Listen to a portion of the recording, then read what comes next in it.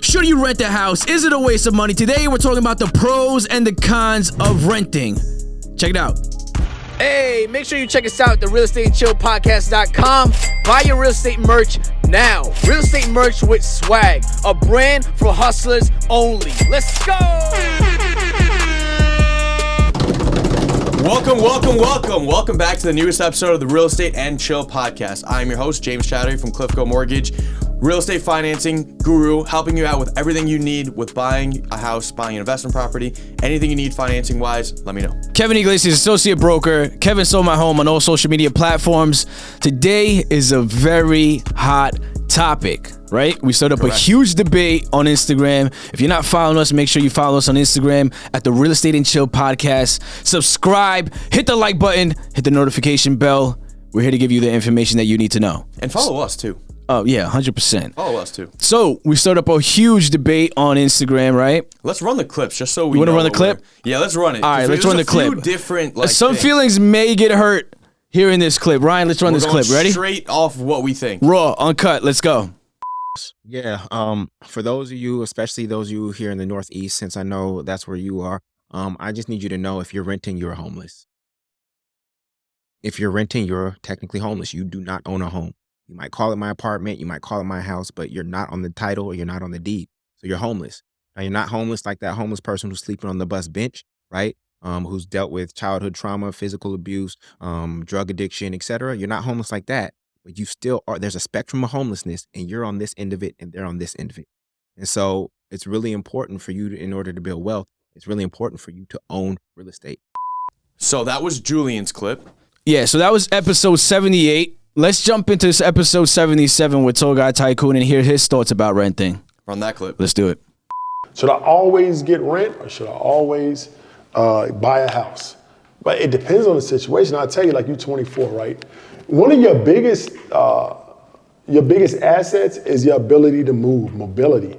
You can do whatever you want. You can leave to California tomorrow. You can start a new life. You could bounce around. That's a big asset. I can't do that. I'm stuck in Florida for the next 10 years probably. I can't just move to New York. But you can. That's one of your biggest assets. So when you buy a house, when you buy a house, you got to put a down payment down. You're basically stuck in the house 3 years before you can break even. So you're stuck. So what you're doing is you're trading a long-term asset like a house for your mobility. All right, so we heard two different sides of it. Two very interesting sides of it, right? Different sides. Let's circle back here. Now, Tall Guy Tycoon said renting is not a waste of money. Before we go into it, let's say this.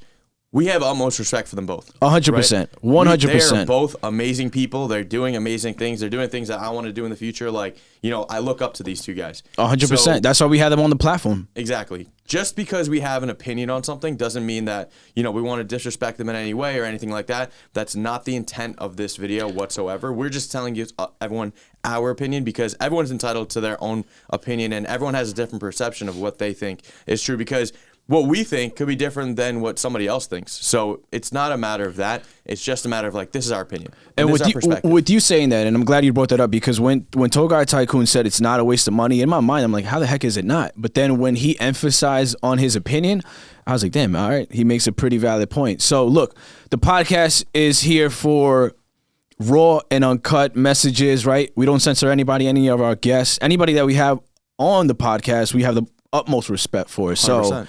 Let's dive into this. I want to touch base on what Tall Guy Tycoon said, where it's not a waste of money. What are your thoughts on that? Because again, he did change my mind when he broke it down. And I think me being married and having a family, I'm tied down here, right? Where let's say you get a job offer in Texas, right? You can pick up and go at any time. So the fact that his brother made hundreds of thousands of dollars more because he was able to be a lot more mobile makes a lot of sense. He's not tied down. He can travel. If you got a job offer in Europe, he can just be like, bonjour. Is that hi? How do you say bye? I'm not sure. But you get what I mean. Adios. Yeah, that's in Spanish. But All right. What are your thoughts on that? I think, all right, everybody's different, right? Everyone has a different, what I'm saying before, but in a different way. Everybody thinks that in a different way that you should buy everything like you own, whatever, but the main thing is that that flexibility is important to some people. Like, they get job offers in different places, they need to move, like, then you should be renting. In the long term, depending on what type of loan you have, if you're looking to just be somewhere for a year or 2 years, I don't think it's always the best idea to buy. You know, it doesn't necessarily always make sense. You're paying a lot in closing costs. Unless you see it as an investment for those 2 years, buying in that spot may lose you money than make you money. So renting, just, you know, not having to be tied down anywhere and just being able to just be on the move wherever you go, some people that would make sense for. You know, I agree with that. Like I said, I totally agree with that. He did change my perspective on that topic. So, I mean, if it gives you the flexibility to make a lot more money, then hey, why not? You know what I mean? Yeah. I want to touch base on our latest episode that we just aired. If you're renting, you're basically homeless. Yeah, that one stirred a lot of comments. Yes, a lot of controversy around that clip. Let's dive into that, right? Because there's a lot of pros and cons of renting. So let's talk about the cons first. I think so. The main thing Julian was saying was, I think the way he said it, some people may have taken the principle of what he was saying in the wrong Taking it way. out of context. I don't think out of context. I just think like the principle of what he was saying was a little different than what I think was said. Because what he was trying to say, from my understanding, I could be wrong, but I think what he was saying is like, if you don't own a home, you're homeless because like you don't actually own the property that you live in. So if you don't own what you're living in, so you don't own it, so you're homeless because you don't own a home. That doesn't mean that you're like, that's just what I think that he meant. It makes sense, but I mean, look, but he did. All right, so let's just clear this up. You have to watch the entire episode, the full episode, all right? Right. The whole entire episode is extremely informative, and he does state as well that you could be a homeowner, right? Owe nothing to the bank, but if you don't pay your taxes, the state is coming after you no matter what. So do you technically own anything here, really? I mean, No.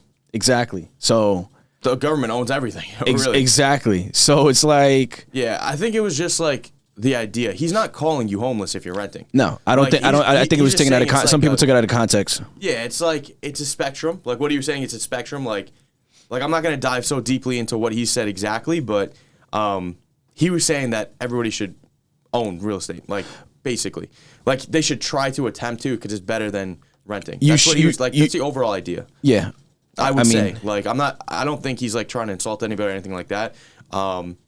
That's just what he was trying to say. He was saying everyone should own a home because it makes the most sense in his opinion. it's a hedge against inflation. But let's be 100% honest here, right? Because people always say, look, if you're renting, you're paying 100% of interest, right? Or you're paying somebody else's mortgage, right?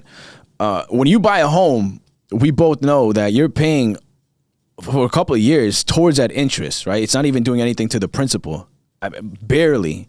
So you're still paying a high amount of interest when you still purchase a house. Yeah. I mean, it's 100% right. Not everyone is going to get that, lower rate that we were seeing in 2020, around the 2s that a lot of people were getting. Even though rates went up, they came down a little bit, but you're still going to be paying, interest on whatever financing you take out.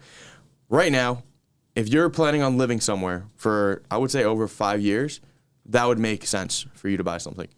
Or at least if you're planning to. Do you agree or disagree? I mean, I completely agree with that. I think that's where I would draw the line. Where for myself, I would be like, if I'm looking to buy something to own it, if I'm owning it for 5 years, think about leasing versus buying a car.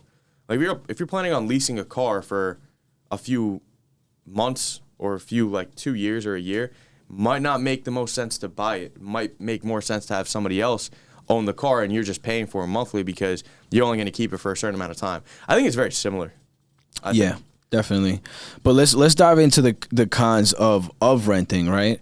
There's a lot of cons and there's a lot of pros, right? Yeah. A pro, there's no long-term commitment. You can basically, if you have a month-to-month lease, you can pick up and go, just let the landlord know ahead of time and then you're gone. You know what I mean? The flexibility is there. If you do get a job offer somewhere out of state, out of the country, you could pick up and go.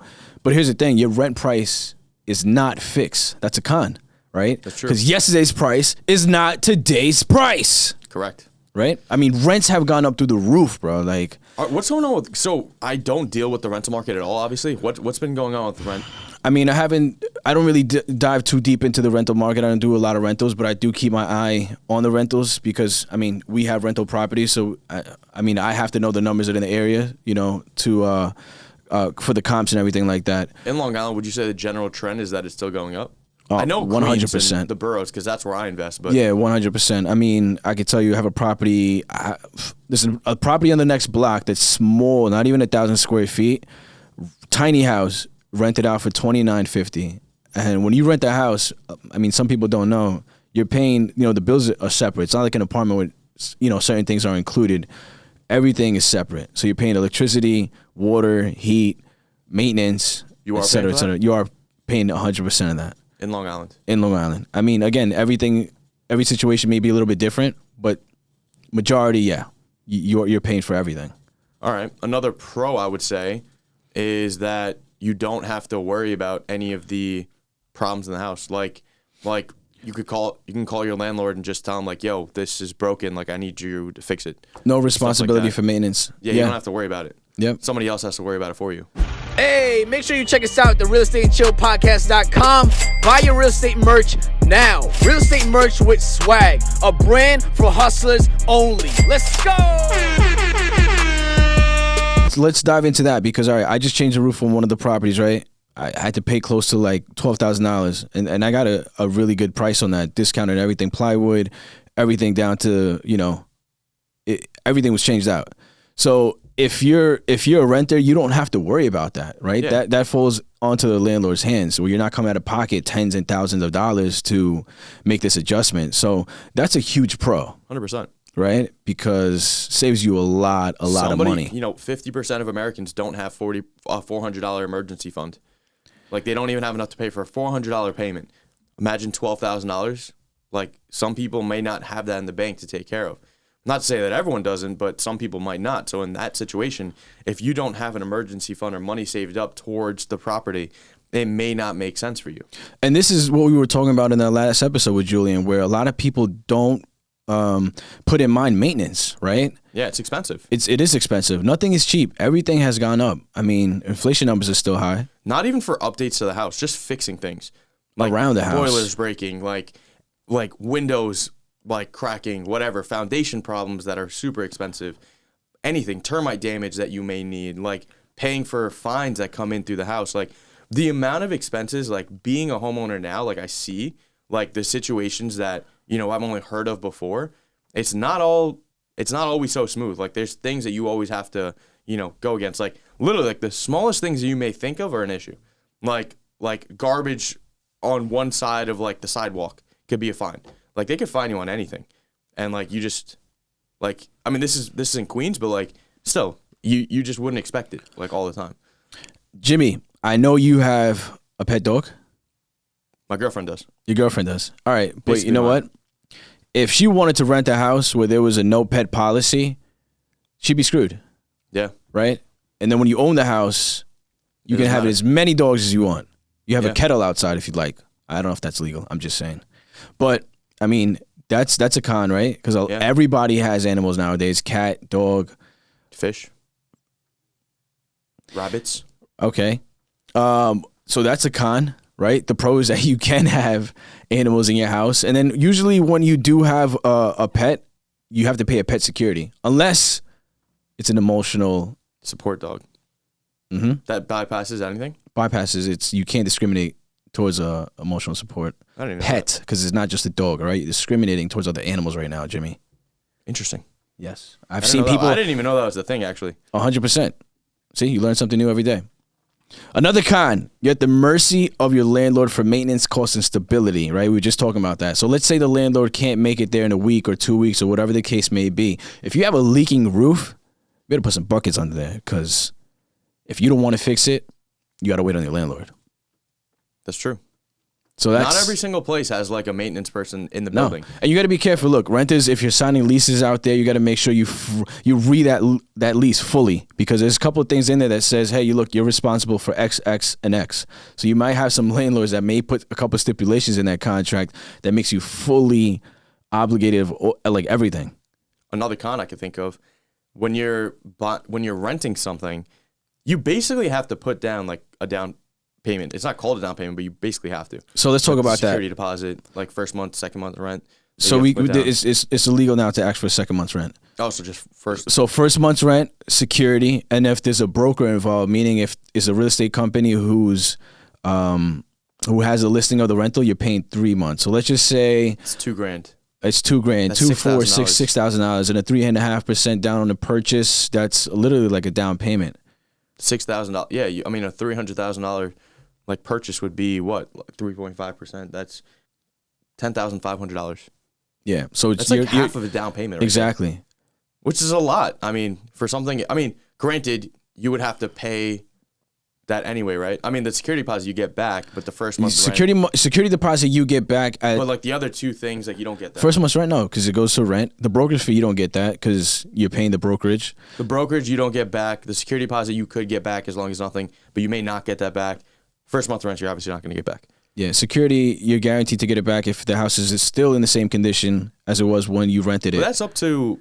I mean, I've heard a lot of stories of people just not getting their security deposit back.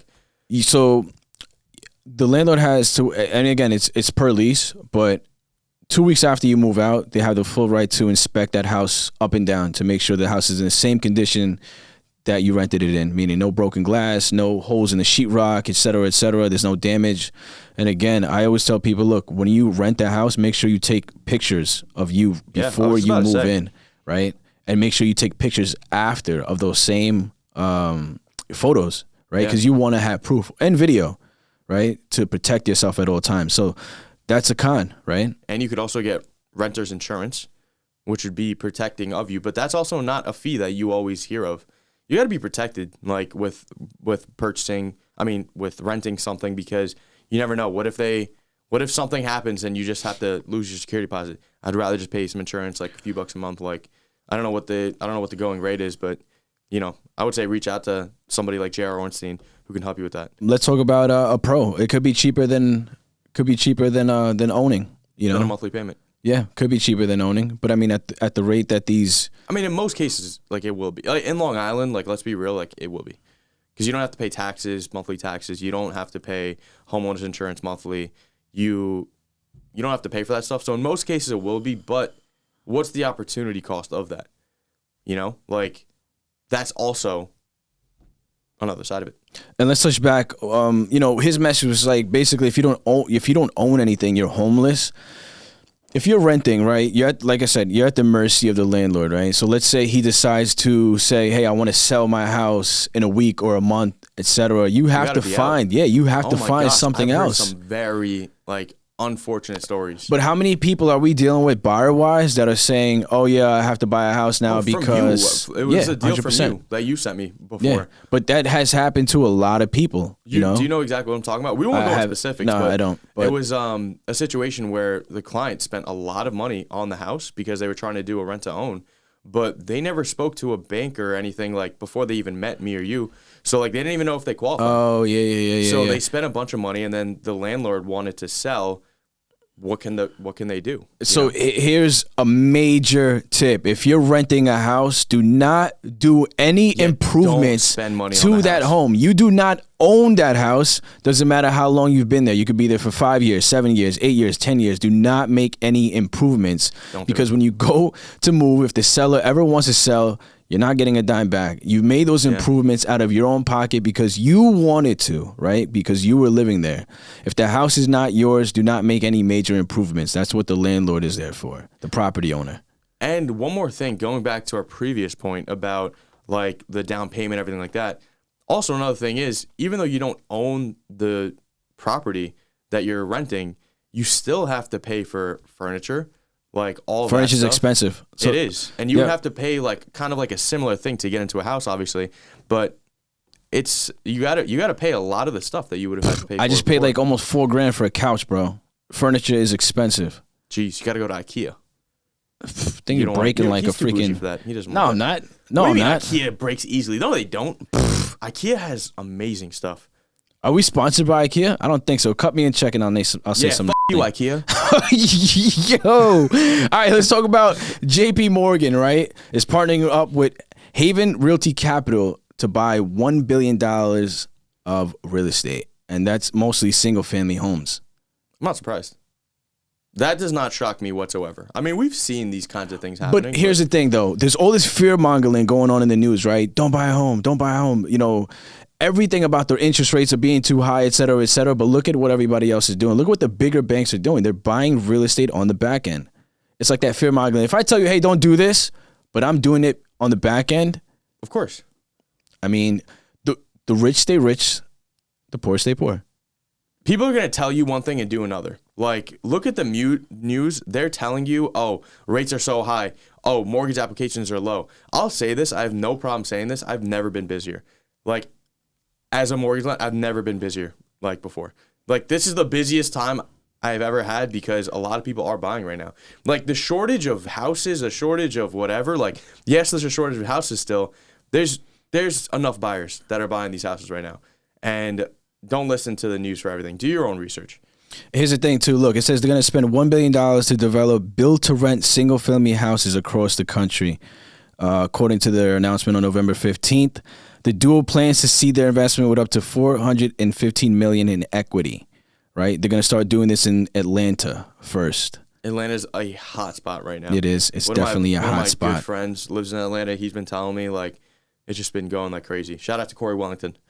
And you know what happens once they buy all these single family properties, right? Rent's going to keep going up. That's the one thing. Rent does not go down. I mean, it's very rare that the rent price is going to go down. We are in a position right now where I honestly think that if you don't own a home in the next 50, 60 years, I don't know if it's that far out, honestly. I would just say like a safe number, 50, 60 years, like we can still buy real estate. Our kids could possibly still buy real estate. Our kids, I don't know if they're going to be able. We're going on a credit dependent system where everything is just going to be based off of credit and like you're going to be leasing everything. Think about it, cars, like Uber, like you don't people aren't owning cars anymore. They're just calling Ubers and going everywhere. Like that's where we're becoming on an asset. Like we don't need to depend on assets anymore. We don't need to depend on owning assets right now. That's like the time that we're moving in. Homes are close. That's what's next. They're just snowballing into bigger things. That's my opinion. I just think that that's where it's going to go. But I could be wrong, but that's just what I think. Like I said, I don't think it's that far out. I think we're a lot closer to that. If you're looking at the bigger banks and they're saying, hey, we're going to spend $1 billion on single family properties and we're going to rent them out, we're pretty close. But think about it. It doesn't even take a JP Morgan like on Long Island to create this kind of market that we're talking about. Get like some huge investors that we know already that are buying a bunch of these properties. They're holding them. They're renting them. The market is getting harder to own properties. Getting cap rates like over like X% is so difficult to do. So it's like that's what you don't need 1 million people to do that. No. You just need a few people. They're buying out everything. They're getting the funds that they need. They're getting backed by these private investors, buying everything, holding it. We don't need JP Morgan for that to be a realistic scenario. And let's talk about a pro, right? You as a homeowner, you have a property, a rental property, right? We have rental properties. Somebody else is paying that mortgage. It's going down. That mortgage should be paid off in little to no time, right? 30 years, but quick like tip that you can do, make one extra mortgage payment every year. It'll knock down years off your mortgage. But I'm saying pro-wise, if you own property, and let's say you own a couple properties, if a tenant's paying that mortgage, you can pull that money out of that property, use that money to purchase another property, and do the same thing again, like the burst strategy, right? Yeah. Or you could do cash out refi, take out a HELOC. There's so many things that you can do once you own the property. So you have funds available. 100%. It's like a savings account. It's basically your house is like a bank. Yeah. That you're taking the money out of and using that money to buy more property and continuing to do the same thing over and over again. So, yeah. So a lot of pros and cons. So wrapping this up, if you have any questions on what a situation may be like if you're renting right now compared to buying, reach out to us because we can definitely walk you through it. Look at the numbers because the numbers are the most important thing. Every single person is different. When you're thinking about buying, it's not always an overnight thing. Most people don't want to just buy tomorrow. They want to, they think about buying a house years and years in advance until they actually pull the trigger on it. Is that the best situation for you right now? Maybe it's not. Maybe it is. Let's find out. Speak to a professional. Find out what's best for you, and we'll take it from there. Anything you want to leave us off on? If you have any questions, definitely reach out to one of us, right? We're here to guide you. We're here to give you the information, the proper information. And let us know. There's a lot of renters walking out there that don't know they have the ability to purchase a home. All you have to do is reach out to James or myself to get the correct information, and we'll be here to guide you. So contact me on all social media platforms. Kevin Sold My Home. And let's sign off, Jimmy. Contact me. Financed by James on Instagram. And if you have any questions, just, reach out to us. That was the latest episode of the Real Estate and Chill podcast. We will see you next time. Thank you for tuning in to the Real Estate and Chill podcast with James Chaudhry and Kevin Iglesias. Don't forget to like, comment, and subscribe. Also, share this with your friends, your enemies, your mother-in-law. No, seriously, this podcast is so fucking good, you might want to tell your ex.